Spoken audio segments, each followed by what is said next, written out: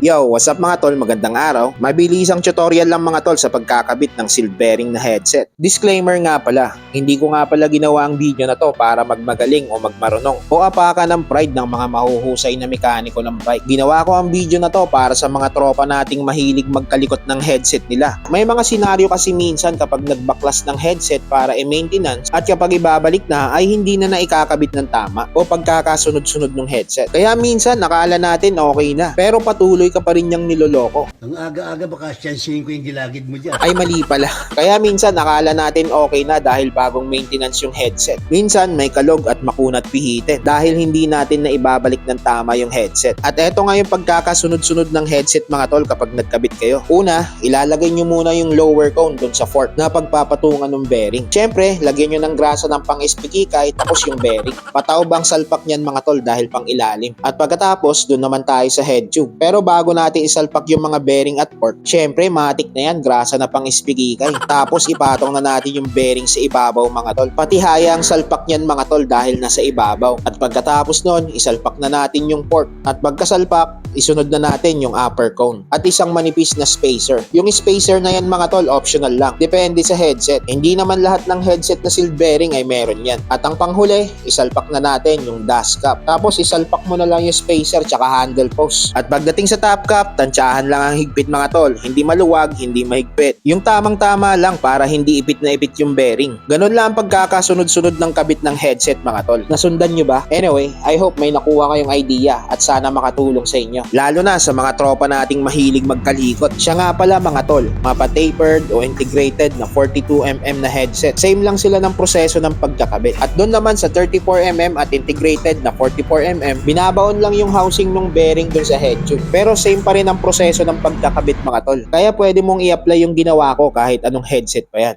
Basta sealed bearing.